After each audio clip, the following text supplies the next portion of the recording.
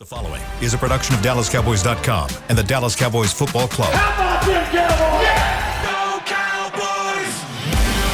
Cowboys! This is Girls Talk, Boys Talk, presented by Jigsaw Dating, preferred dating partner of the Dallas Cowboys, and broadcasting live from Dallas Cowboys World Headquarters at the Star. Well, happy Victory Monday, Cowboys Nation. This is Girls Talk, Boys Talk, presented by Jigsaw, the preferred dating partner of the Dallas Cowboys, who are now officially 8-3 after a Thanksgiving victory against the New York Giants, 28-20. I am joined by two lovely ladies that y'all already know. Of course, we have Christy Scales here, Aisha Morrison. I'm your host, Jess Navarez, for the day. And we can't forget Jazzy, our producer in the back. Jazzy. The reason this all can come through so beautifully. So we are here. We are excited. How are y'all feeling? First of all, how was your Thanksgiving? Other than a Cowboys win, we know it was great, but was the food delicious? Christy, how was that press box food? Yeah, it always tastes better for sure after a win. So, I get home about 8:45 or so after a Thanksgiving Day game, and so my family is on third and fourth helpings, but they have saved me a plate from the original one, so it does always taste better. But I just wanted to play whack-a-mole. I was so happy. I love that. I see what you did there. I There you go. love You like that. You like that? I did. I love that. Aisha, how was your Thanksgiving? I was chilling, y'all. Like, I didn't want to pressure my family with my outbursts during the game. Oh. So I just stayed at the house and I cooked by myself and watched the game in peace, because I guess I didn't realize how many Thanksgivings it had been since the Cowboys won on Thanksgiving. Yeah. I didn't know it had been 4 years? I didn't know that until Too long. I was just accustomed to being sad, and so that is so depressing. I was preparing my family and myself to Emotionally. not have to. Exactly. Right. And I wanted my food. I didn't even eat until after the game. You can't. It was a time. Yeah, no, I drove back home to Las Cruces, and so I was like, all right, well, the drive back's either going to be really quiet and really sad, or it's going to be really good. And so it was really good.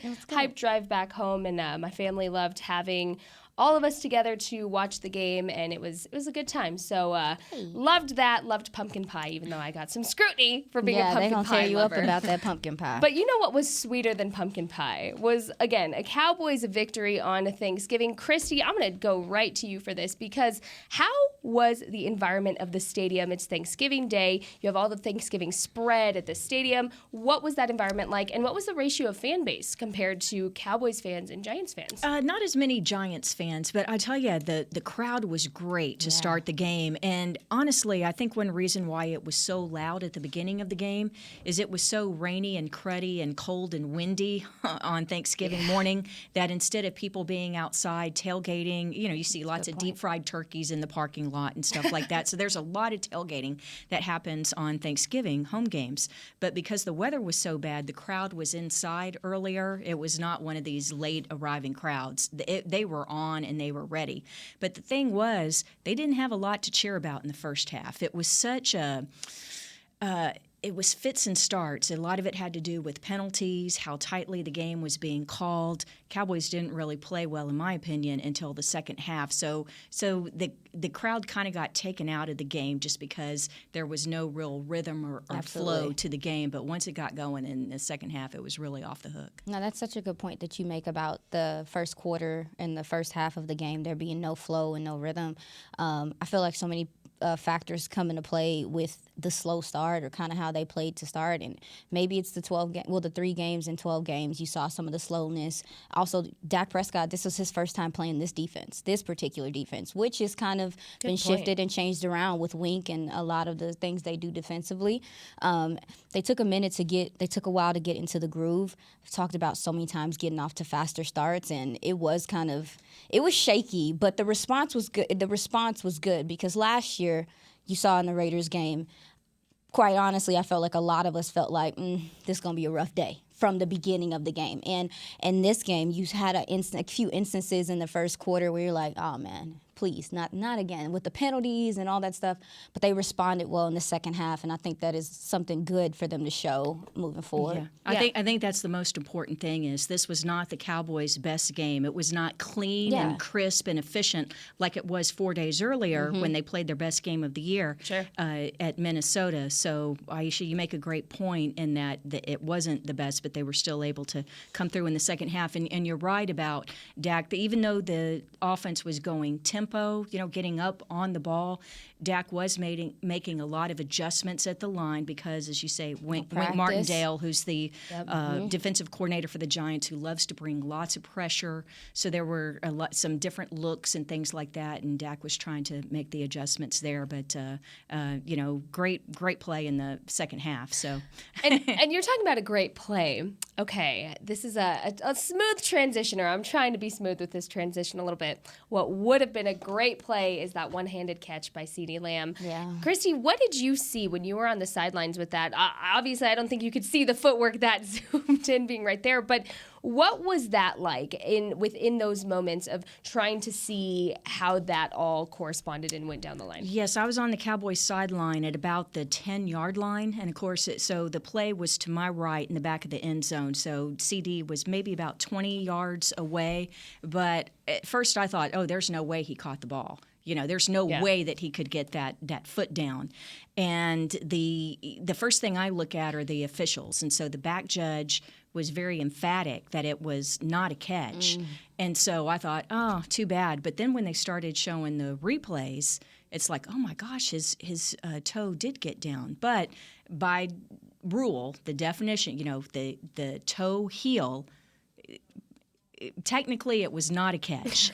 But to see CD's reaction on the sideline, because when they first showed the replays on the Jerrytron on the big board, they stopped it when you saw his toe and not his heel. So everyone's like, "Yay, he made the catch!" Yeah. And then the official comes after a couple minutes of replay and makes the announcement. And C.D. Lamb, his reaction, his face, it was like someone took the candy away from a kid at Halloween. It just went from joy to bewilderment. And so that's what's funny was C.D.'s reaction. But when you saw it live, Aisha, did you think that it was a catch? I didn't realize until, they did the replay, and I'm still learning all the rules about that stuff. So again, that's something I'm learning as far as the heel being down in comparison to the toe. Sometimes you just give it to them. Sometimes just give in the spirit of giving. And I right? know that's not the right answer, but sometimes you be like, when guys make grabs like that, it's just be like, but I understand the rule or whatever. Yeah. What I really enjoyed about CD's post-game interview was that somebody had asked him, how does this rank within the rest of your catches? And he said, it doesn't, because it doesn't count. It doesn't count. It's so sad because it was such a great catch. I mean, his body awareness, and I mean, I think we've seen the baseline for what CD is going to be as a receiver these next few weeks. And we were just talking about before we started recording, Christy, how fast this season has gone by. But you also look at the progression that CD's had within that time, and he has really developed into this wide receiver one role. I think the Vikings game and this Giants game was a good example of that. But man, I wanted him to have that catch. What was the reaction with your family in Las Cruces? Oh, when they said no catch, were y'all hurling turkey drumsticks at the TV or something? See, we have to eat before the game. Oh, okay. So Thanksgiving is planned around the Cowboys game at home, and my dad automatically, that's a catch. And I'm like, no, Dad, I don't think it is. No, it's a catch. Okay, Dad. All right. Well, we'll see. But no, it was fun. It was you should have just come with me because we were going on all of our emotional outbursts. So next time, we know. Yes. And but staying on the wide receiver topic here, because somebody that I think really has shined through these last couple of games, Michael Gallup. Yes. And really showing that pre-injury form, Michael Gallup. I think he has been getting that juice back. We've seen his progression really since the return and that that initial slow burn of him being integrated back into the offense.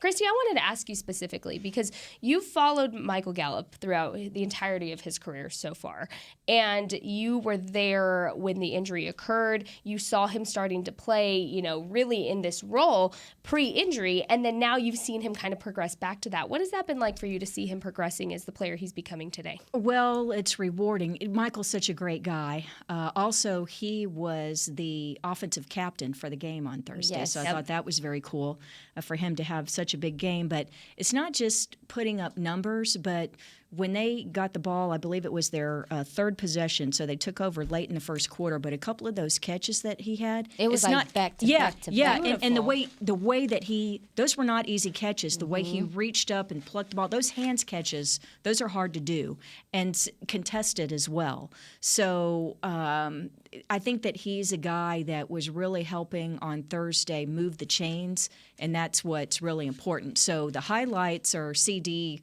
one-handed catch out of the back of the end zone or along the sideline, but the way that Gallup was making those contested catches as the Cowboys were converting third downs, I thought that's what was really important. I'm all for getting Michael Gallup going early. Yeah. Getting him going early and getting him involved early. I think one thing about Michael Gallup, his physical play matters. And when he's going against a two-corner and stuff and he's able to push them around, when he makes those catches, he's also putting a body on these guys. He's laying into them, and when they tackle him, there was a couple times they were trying to tackle him, and they couldn't even get him down to the ground. Right. His strength is starting to show again, and his progression has been, not slow to say the least, but it's been an uphill battle just seeing him get better and trust his leg more. I'm really excited to see him add that deep threat to his game again. But right now, the way that they're using him, slants, deep crossers, that stuff is progressive, and it's giving him confidence Exactly. as well. It's an easy way to give him confidence within a game and get him started. And the game plan with him, I think, is spot on to get him back integrated. Yeah, into the this yards offense. after catch is I was so just important. about to Yeah. say that. Yeah. In a game where yardage matters, I mean, that yardage after his catch. And I went back to that third drive that you were talking about, Christy, and great catch in the air by Michael Gallup fighting for the ball in the air. And something I wrote here is he stuck the outside foot to drag Right. the inside foot with that catch you were talking about. So again, the body awareness, the muscle memory of these men, it's just so captivating to me when you think about all of the things that go into making those incredible plays. So Michael Gallup, consider your kudos and your flowers given to you this Monday because you absolutely deserve it. And of course, this would not be Girls Talk, Boys Talk if we didn't go back to that whack-a-mole situation from the Cowboys tight end room. Christy, can you please explain how I can't even imagine how the stadium erupted after the entire episode of that tight end whack-a-mole game that we saw going on? I can't believe that 3 NFL tight ends could fit in a kettle. I mean, it's a big kettle, It gave you but perspective on how big it is in there. No, it's Because true. I was like, Yeah. how they fit in there like that? I really think that's the most creative Cowboys touchdown celebration I've ever seen. Now, of course, when it was Schultz and Ferguson or Hendershot on the calf roping deal, was, that was Schultz. Schultz was being calf Yeah. roped. But so far, I would say that the tight ends are winning when it comes to creative celebrations. But I just thought it was so much fun. But what's interesting is when Zeke started the whole thing back in his rookie year in 2016, we think that happened on Thanksgiving Day. It actually happened a few weeks later. It was a game on December 18th because what the Cowboys do is they leave those Salvation Army red kettles in the back of the end zone through the holiday season so that they're visual reminders as people are watching the games, not just Thanksgiving Day, but throughout the holidays. So, and then 2 years later, so that happened 2016 when Zeke first jumped in the kettle. 2 years later is when Dak scored on a run, and then Zeke lifted Dak into And put the it kettle. in, put him in there. Yeah, but honestly, I will say that I was surprised that the team was not penalized. Because I that's was too, that's actually. why Zeke didn't jump in it. He was the first to score a touchdown on Yeah. this past Thursday, but he knew not to jump in because it was a close game, and you can't afford 15-yard penalty assessed on the kickoff, or knocking him back 15 yards to try the extra point.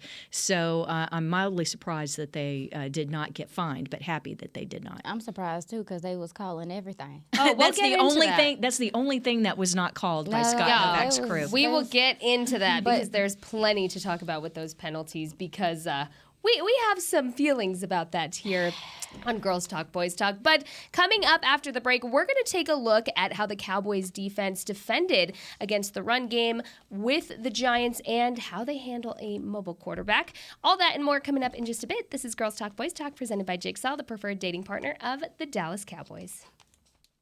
At Jigsaw Dating, we obviously want the Cowboys to bring that sixth ring home. But to be honest, we're more focused on finding the person who will put a ring on your finger. That's why we created a dating app that reveals your face through meaningful conversation, so you can date deeper.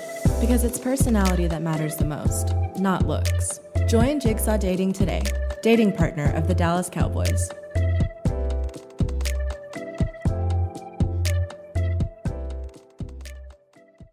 All right, Pepsi-loving football fans, it's time we had a lesson in trash talk. And I'm not talking about that stuff that happens on the field. What I'm talking about is trash, and it's the only thing that belongs in your garbage can. No, recycling might not be as thrilling as converting a 4th and long, but next time you're thinking about throwing that Pepsi Zero Sugar bottle away, just cap it back up and pretend you're down by 6 with the recycling bin wide open. Know the difference? Make a difference. Be a team player and recycle. Visit PepsiTrashTalk.com to learn more. I'm Dak Prescott, quarterback of the Dallas Cowboys. And they snap it to Prescott, who looks right. It's not there. He escapes left. He'll run for a first down. Just like football, when it comes to crypto, it's important to have a team you can trust. With blockchain.com, I know I'm in good hands. Since 2011, they've been trusted by millions around the world to buy, sell, and trade cryptocurrency. Prescott's going to run this himself. Run it up the middle, and he scores. Whether you're new to crypto or an active trader, they've got you covered. What are you waiting for? Get started at blockchain.com.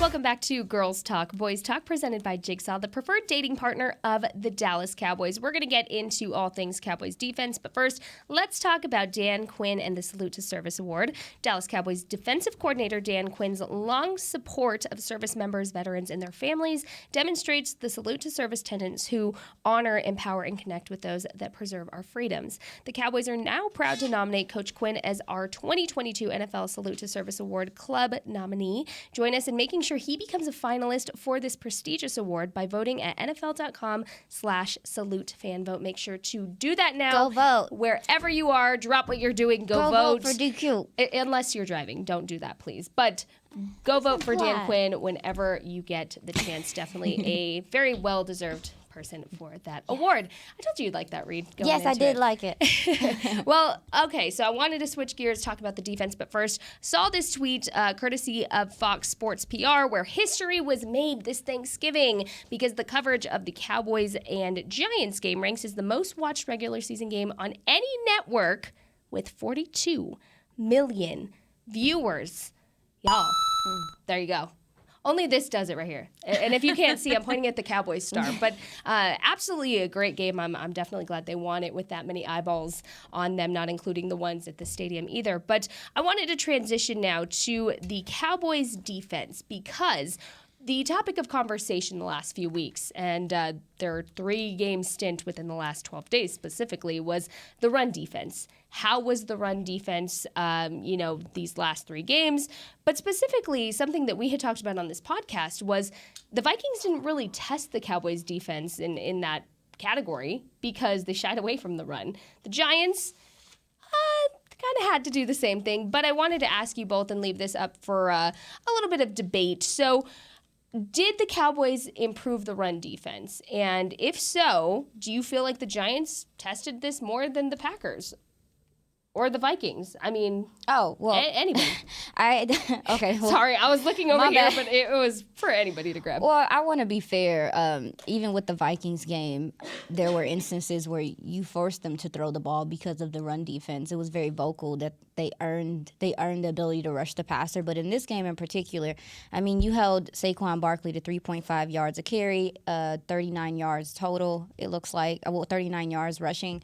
That's impressive. Like, Saquon Barkley's been playing like one of the better running backs in the NFL right this year, and he's actually resurging as one of the more dominant running backs in this game. But then also, what the Giants do with their offensive line is impressive. Their run schemes, their motions, the way that they get you looking one way and going the other way is still impressive. And I really felt like the Cowboys linebackers have elevated their play. I think that Leighton Vander Esch is playing. He played lights out. Yeah. And Damone Clark is coming along. His speed makes a difference with filling those gaps. And also too, you got a lot in run support from your DBs this game. I thought the DBs came up and tackled and made their presence known. Donovan Wilson made some good plays. Deron Bland came up, sealed the edge a couple times. So yeah, absolutely, guys are playing their assignments, and that was half the battle. So what you're saying is Deron Bland is anything but bland on the edges. Bye. Get away from me.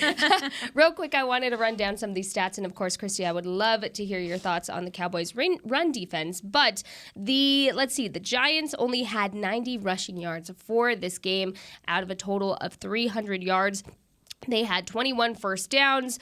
They were 3 for 11 in third down efficiency. And then something we always talk about here on the podcast is time of possession and where that ends up kind of landing the Cowboys, whether it be a victory or a loss. The Cowboys had the ball during this game for 34 minutes and 9 seconds. The Giants having it for 25 minutes and 51 seconds. And, of course, penalties. The Giants had 7 penalties for 66 yards. However, on the Cowboys side, 13 penalties for 86 yards, which, believe it or not, was less than the Thanksgiving before. So I looked into that. I did. But, Christy, what was your thoughts on the Cowboys' run defense and how the effort has been put in to improve it since, just kind of being exposed these last couple of weeks? Well, the Giants didn't do the one thing that I feared going into the game, and that is Daniel Jones. Oh, yeah. Is their most effective weapon when he runs them. Now, I shouldn't say that because Saquon Barkley is having a stellar season and he's terrific, but the way that they were focusing on the run and, keep him from making big plays and getting yards after contact, and you can limit him. But they did a lot more drop-back passing, the Giants did, than designed runs and things like that, because Daniel Jones has hurt him in the past when he breaks containment and goes down the field, or when they have designed runs for him. So they were able to sack him 3 times. The Cowboys were. They actually sacked him 5 times back in the Week 3 win at New York. But I think that part of the success, or one reason why the run numbers were low, is that for the Giants is that the Cowboys were able in the third quarter to get that lead, and then the Giants were having to throw it in the fourth quarter, and that's like when you saw Micah sack and the like. Sure, Yeah, and that's I the think formula. Yeah, Sorry. I was just going to say, I think something that was also set to be tested during this game was a mobile quarterback for the Cowboys defense, because a lot of people kind of forget that when you're talking losses within this team, most of them, have that mobile quarterback component. Jalen Hurts, I think, absolutely was the prime example of that against the Eagles. But, just looking at Daniel Jones' stats throughout this game, he had 228 yards, 1 touchdown there, but nothing impressive. Either from this Giants team, this was not a bad team by any means. This is not a bad team. This is the team we're talking about neck to neck within the NFC East for second place at that point, which the Cowboys have now sealed, by the way. I just got to throw that in there. I just want to say one other thing about the run defense, and you mentioned Damone Clark and him having a good game. He's had to step in for Anthony Barr, who missed his 3rd straight game with a hamstring injury. But think of the state of the Cowboys' defensive line going into that game. They've been ravaged by illness. There were 4 guys that we thought were not going to we were unsure if they were going to be able to play or not. And so the fact that, number one, they were able to suck it up and play, but to be that effective, kudos to them, because, yes, the Giants have had a lot of injury issues with their O-line. They were without 3 of their starting offensive linemen, but this was a game where the defensive linemen had a lot more to deal with than just game planning and X's and O's. They were really fighting through off-the-field illness to make sure that they could be out there for their teammates. And with Osa, I think to that point, I think some of the big guys up front played well. DeMarcus Lawrence. Yeah. That DeMarcus Lawrence, y'all, is such a staple for this defensive line. He does so much of the dirty work. in the run game especially. And also Odigizua, I think this is one of his better games I've seen him have this season. And his presence was known, and I believe he also was a captain. He was the and defensive captain. He came out and played, Good absolutely. point. And so that's also why your linebackers were able to play better. The fill and gap assignments were so much better this game, but that's because your defensive line actually did some things as well there. So. Yeah. And earlier you talked about Donovan Wilson, the Cowboys safety. Mm-hmm. I think he's one of the unsung heroes of the defense this year, along with Dorrance Armstrong. I mean, he's the thumper. He's the one that brings the hits, and that's Dan Quinn and Mike McCarthy. They just rave about him. Yeah. And so he doesn't get as much attention, but he's the one that is kind of carrying the identity of the defense when he comes up and fills the hole. Something I did want to make sure to mention, because we're throwing out a lot of names here, but Damone Clark, this is only, his 4th NFL game after a spinal fusion surgery, and he is playing to this level. I mean, he had 6 tackles and 1 assist during this game, and stats don't prove everything. We've talked about that multiple times here on this podcast, but what we do see is not only a dynamic player, but somebody who has potential to continue to keep growing and make an impact within this defense, and it is scary. That is absolutely scary. Somebody else that I think had a great game, Trayvon.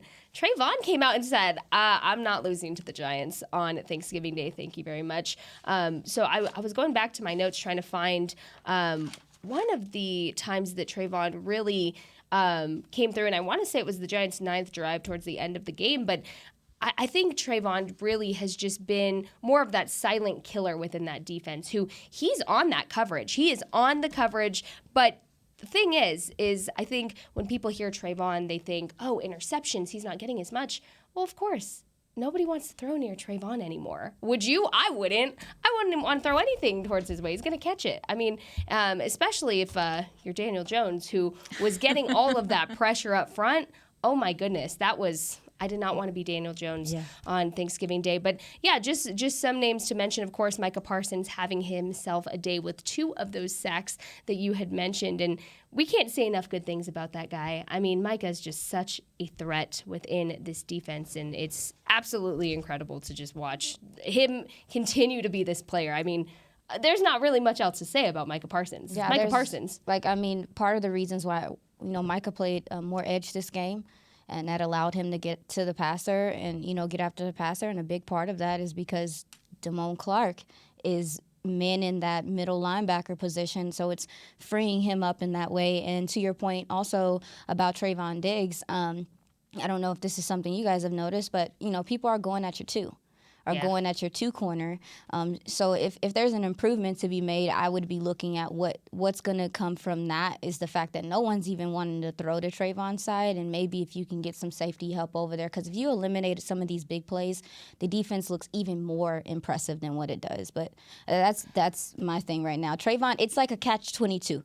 Trayvon plays fantastic. Nobody wants to throw to him, but at the same time, your 2 corner is just getting targeted, and it's something that I do think that they're going to have to address defensively pretty soon here, because it's a thing. Mm-hmm. I think that's the way it was, when Dion was here or wherever he was. But if you can take away half the field, so. It's like I said, it's a catch-22. It's very frustrating because you say, like, okay, of course Anthony Brown's going to get picked on. He's not going to win every situation, but then when you see teams coming out and specifically game planning for that, hopefully that's something we see addressed here soon. But the main thing about that is when you talk about an Anthony Brown or whoever the cornerback is, whoever the 2 corner is or whatever, you want that guy to be the one to say, hey, yeah, come on, bring it on, throw it to me. You don't want the guy who's like, oh, no, now they're coming at me. And so I think that's what you hear coaches talking about when they talk about the mindset of being the number 2 corner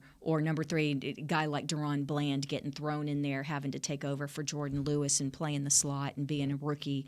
And so, but the way that teammates and coaches talk about these guys and knowing AB, all the years that he's been here, these guys have the right mindset to do that. The only thing that worries me is the amount of penalties. And here we go. I'm talking about penalties. But this is the perfect example to why, because to me, this Giants team on paper should have been a very easy feat for this Cowboys team to go out and beat. no way should they be trailing them at halftime. I mean, and you look at that; those are all self-inflicted things with those penalties. That what worries me is the defense goes in and kind of eliminates what those penalties are doing. And luckily the defense can. They can stop, a mobile Daniel Jones from making a big play, Saquon Barkley from making a big play. But what worries me is, I mean, man, when you're talking later on down the road, 13 penalties in a game, can't be doing that. That is so self-inflicted, and it's frustrating. And I mean, hey, we'll talk about this on the other end of this other break, but Zach Martin being called for a holding call? Are you kidding me? I Blasphemy. almost went into shock, you guys. Yeah. So Sports Illustrated used to do a little thing, and it was called "This Week's Sign That the Apocalypse is Upon Us." That and was have it. Some little thing, and as soon as they called number 70 holding, I'm like, "This week's sign that the apocalypse is upon us." I think I sucked all the air out of the world. I went, what? I mean, it was shocking. Yeah, but the That's not good something you hear. news is he still has more Pro Bowls than holding we go. penalties in his career. So that was There his we go. 6th holding penalty in his entire career. That is So wild. I think the Cowboys had 4 false starts in that game. I want to be fair looking within the game.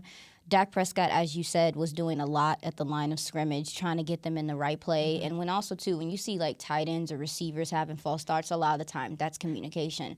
So I want to be fair about so much of the changes and stuff they were doing. I think that has something to do with it being a short week and them not being able to practice these things. So I want to be fair. Also, too, let's keep it a buck here. They were calling everything in this game, and I'm trying to be. They didn't call CD's catch I'm trying catch, to be. though. I know. I'm just trying to be. I understand the penalties are a problem, but I feel like we have a bigger sample size of them getting 4 or 5 penalties a game, and that kind of being the look around the NFL. That's kind of what is happening here. And so, but my guy Matt Owen had a fantastic tweet earlier. He said the Cowboys have been flagged for 83 times this season, second most in the NFL. Their opponents have been called for 70 penalties. We have the third most pre-snap penalties. No team in the league has been penalized at home more than the Cowboys, 45. The next highest is New Orleans, 41. You got to clean it up. So absolutely, I 100% think that they have to clean it up. I just want to be, just Even-keeled fair with about it. even keeled about this game in particular and how it was officiated, and more so how that crew in particular has officiated for 3 weeks even prior. It's just they're picky. They don't play anything. But they know. Yeah. But the players know that, and the coaches know And that going tracking in. that, So tracking that, you got to adjust no to excuses. that. You got to adjust Exactly. to that. Absolutely. I think it's one of those things that if you weren't playing the Giants, how would that have impacted the game? True, you're right. That's what worries me going forward. And so we're kind of alluding to talking about Dak. We have a little bit more to talk about on the offense. So that's coming up on the other side of this break. We're going to hear from Dalton Schultz and something interesting that he said in his post-game interview. All that and more on Girls Talk, Boys Talk, presented by Jigsaw, the preferred dating partner of the Dallas Cowboys. At Jigsaw Dating, we obviously want the Cowboys to bring that 6th ring home. But to be honest, we're more focused on finding the person who will put a ring on your finger. That's why we created a dating app that reveals your face through meaningful conversation, so you can date deeper. Because it's personality that matters the most, not looks. Join Jigsaw Dating today, dating partner of the Dallas Cowboys.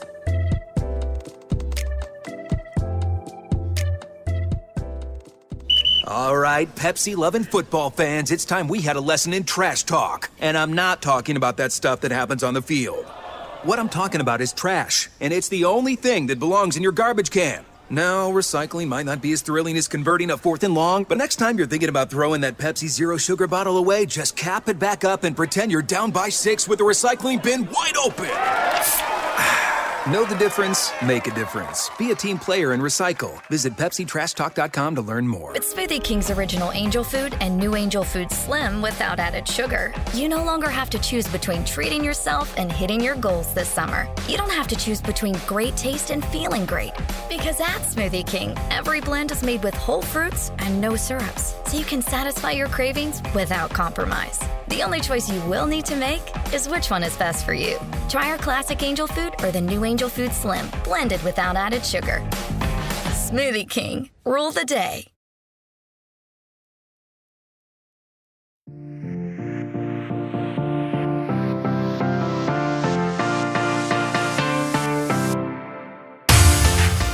back to Girls Talk, Boys Talk, presented by Jigsaw, the preferred dating partner of the Dallas Cowboys. We are breaking down the Cowboys' offensive performance against the Giants, but first let's talk Sounds of the Star. Live music fans head to the Star in Frisco on Tuesday, November 29th for a brand new monthly concert series, Sounds of the Star, featuring the country rock band Western Rewind. The concert kicks off at 7 p.m. and is free and open to the public. For more information, you can visit thestartinfrisco.com. We love live music. That sounds exciting. We do. It's a little chilly, so maybe bring a jacket, but enjoy what Sounds of the Star. Sounds fun. And speaking of stars, I was just waiting to see Who is it? Yeah, I'm like, who is it? Stars. I mean, just our tight end group. I mean, the Cowboys tight end group is just, we can't say enough good things. I know we talked about them a lot the first segment of the show, but what I really thought was interesting was we heard from Dalton Schultz. Obviously, we saw the difference in the first half and the second half performance from the Dallas Cowboys, but we heard from Dalton Schultz after the game, and this is something he said when he was asked about some of the adjustments made between that first half and the second half. Take a listen. We just started playing together. We came in, not a whole lot changed in our game plan, but we made a couple of minute adjustments. Honestly, we kept calling basically the same stuff that we called in the first half. We were just executing at a higher level. Mixing it up. I've said this from day one. I feel like, we're at our most dangerous when we're on the ball. And I think we did a good job of executing on the ball today. Thank you, Jazzy. Definitely love that. Ladies, I thought that was interesting. I thought that was very interesting because the first half and the second half of that game just looked like a completely different Cowboys offense. So it's interesting that he says, yeah, we basically did the same thing we did in the first half. We just executed it better, which goes back into the mistakes that the Cowboys are making right now are all self-inflicted. Yes. Because they have the talent, they have the guys in the right position. It's just self-inflicted, whether it be penalties, whether it be miscommunication. So I thought that was just a very interesting take from Dalton Schultz. And, of course, Dalton Schultz had himself a game just absolutely becoming one of the clutch guys for Dak Prescott. So let's run down some of the Cowboys' stats real quick from the Giants' Thanksgiving Day game. The Cowboys had 430 total yards, 261 of which were passing yards, 169 of which were rushing yards. They averaged 6.2 yards per play, everybody. That is incredible. They had 26 first downs. They were 7 of 11 in third down efficiency, which we'll get into. 69 total plays. And let's see, that's basically what she wrote, right? I just think this Cowboys offense has continued to step up. And something I wanted to make sure to mention was, y'all, Dak Prescott has only played for 5 games this entire season so far, and he is dominating within the NFL. Mm-hmm. I mean, you can argue about the interceptions and all of that, but the amount of chemistry this offense has when they are on, they are in it, they are communicating, it's scary. Absolutely scary. Yeah. And I also think it's the efficiency as well. And you talk about Dalton Schultz and then what the entire tight end group did. Now, Peyton Hendershot had a touchdown. It was on a running play, not on a pass play. The tight ends were targeted a little less this past Thursday than the previous week, only 7 targets, but 7 of 7 on those targets. Previous game, every target to a tight end was caught. So, and I also want to mention Sean McCune. So he's the 4th tight end. He had 17 plays on Thursday. But the fact that you see 4 tight ends on the field at the same time for several plays, not all 17 for McCune, were 4 out there. Sometimes he's out there as an extra blocker in short yardage and goal line and things like that. But to have that kind of depth, and to have a guy like McCune, who's a key guy on special teams, but you can send him out there and he's so efficient and does his role, I think that that's the most important thing that we're seeing as this season goes along. When we talk about guys like Damone Clark on defense and Deron Bland, a couple of rookies who are taking advantage of the opportunity to play, and now the defense is really counting on him. When you have these role players, these guys like McCune, that's what separates the teams when you get to this final month of the season and the playoff runs. And when you have these young guys that have gotten snaps early in the season, and now you're counting on the Blands and the Clarks of the world. So it's the way that Kellen Moore is using the tight ends, the way that Dak Prescott knows that he can rely on them, and how efficient they are when they go to these multi-tight end packages. Yes, the tight ends are a weapon at this point. The tight end group and what they do in the running game especially, but even they're starting to add on to the passing game with Dak Prescott being there and everyone's getting involved. They make a difference on the field because now you're going to get to a point to where you don't know if they're blocking or if they're going out for a quick out. Like, there's so many wrinkles that Kellen Moore is starting to add to this offense because of the tight end room being so versatile, because you have gentlemen that do different things within that room that they do well. And like you said, like McEwen, he's fantastic blocker, but he does have receiver ability. And that I asked Christy before, we came on, like, is this the most versatile tight end group you've seen? And I've been watching the Cowboys majority of my life. I don't know if I've seen a tight end group play this well this early and everyone be involved the way that they are. I don't know if I've seen that. Exactly. And the thing that I'm most excited about with 6 games left, we haven't seen Hendershot in terms of he is a Jarwin-esque kind of wheels. Downfield guy. He's got wheels. Yes, ma'am. He can be a downfield threat. Put him a seam route and stuff. We haven't really seen that yet, and that's what I'm really waiting for. I think it's going to be real exciting. And he can go. You're right. And I think Kellen has more in his toolbox, as we like to hear. And I think what we're barely seeing is just the tip of the iceberg of what's in that toolbox. I think something that's exciting about this Cowboys offense specifically is when you hear everybody talking about the Dan Quinn defense and the versatility and kind of the mind games that this defense will play with the offense. This Cowboys offense has the same capability of playing mind games when it comes to when it comes to an opposing defense. I mean, you're talking Tony Pollard's on the field. Is he going to run or is he going to go down the seams and is he going to catch the ball for 20 yards down the field? Or you have Jake Ferguson. The most Fergalicious hurdle I've ever seen, if I've seen one. But you have Jake Ferguson, who, my goodness, just absolutely on the come up as a Cowboys tight end and just a threat within this Cowboys offense. You have CeeDee Lamb, who I absolutely think is making his print as wide receiver 1. No doubt about it. You have Michael Gallup, who we talked about, who's on the up and up, and just looking at some of this yardage. CeeDee Lamb had 106 yards during that game. He only touched the ball 6 times. That's insane. He was averaging 17.7 yards with those receiving yards there. Michael Gallup had 5 touches on the ball for 63 yards. Jake Ferguson, 3 touches on the ball for 57 yards. Dalton Schultz, 4 touches on the ball, 31 yards. Do y'all see a trend here? Just how dynamic that offense is? Zeke, too. We didn't mention Zeke. There we go. We didn't get to mention Zeke, but I think that Zeke absolutely came out and made his presence known early in this game. He loves the Thanksgiving Day feast. This was one of the more elusive games I've seen him. Like, he looked healthy. He looked happy to be out there, and every one of his yards mattered. 16 for 92, 5.8 yards a carry. That is impressive by Zeke. And this was a game when you had Dexter Lawrence and Leonard Williams there in the middle, like, they were clogging up a lot of space there. Thibodeau there on the edge, causing a lot of issues there with your left tackle. But Zeke's running in this game early. And this is a good example of sometimes it's going to be a TP day, and some days, like, TP's going to have his spots where he goes crazy, and it might be this is a Zeke day. And this weekend, Thursday rather, Zeke was the guy, and he made a difference running the ball early in that game, especially to establish that run. And Kellen stuck to it, right? Kellen stuck to the run and saw that there was success in it in certain areas. So what I want to ask y'all, we only have 2 minutes left. Time flies when you're talking all things Dallas Cowboys. But who gets your Thanksgiving Day turkey, ladies? Who are we giving this turkey to? I would say Game Ball, but in the spirit of giving, we're still talking Thanksgiving. Who gets your Thanksgiving Day turkey?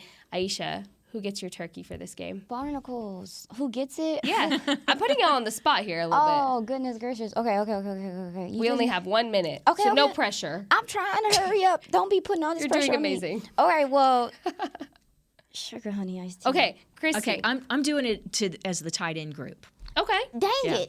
That was my backup plan. That was great. That was my backup plan. Okay. What's your first plan? I don't know. I don't have a first plan. I guess Do you say yours? Okay, I'm giving mine to Michael Gallup because I think that's a good one. Just seeing him on the up and up is absolutely encouraging, and it should be scary for any of the opposing defenses that have to face him, especially when the ball's in the air. CeeDee Lamb? I'll say CeeDee then. I'll say CeeDee then. He's really emerging and really coming into his own with Dak Prescott being on the field. This is actually one of the first times since last year, I mean, even before that they've played this long of a stretch together consistently. They're starting to get some traction. So I'm definitely looking at CeeDee Lamb and how well he's playing, coming along as that guy. Well, there you have it. And speaking of playing, Christy, what is happening tonight that our viewers need to keep an eye on? You need to watch Monday Night Football because the Colts are playing, and that's the Cowboys' upcoming opponent on Sunday at AT&T Stadium. So the poor Colts, they kind of draw the short end of the stick. The Cowboys have extra rest coming off of Thanksgiving, and then the Colts have a short week, and they have a lot of problems scoring. They're averaging less than 16 points a game. They have been woeful on offense. So watch them score 50 tonight. I know. I say that. They got a not-so-mobile quarterback, too, so. Oh, there we go. Well, that gives you a little preview of what's to come on Girls Talk, Boys Talk throughout the week. But unfortunately, we have come to the end of our time. Thank you, ladies, so much for joining us. Thank you all for listening. For Christy, for Aisha, and for Jess, this has been Girls Talk, Boys Talk, presented by Jigsaw, the preferred dating partner of the Dallas Cowboys. Make sure to stay tuned. You're going to hear from Mike McCarthy here real shortly, and we'll see you tomorrow. This has been a production of DallasCowboys.com and the Dallas Cowboys Football Club. How about this, Cowboys?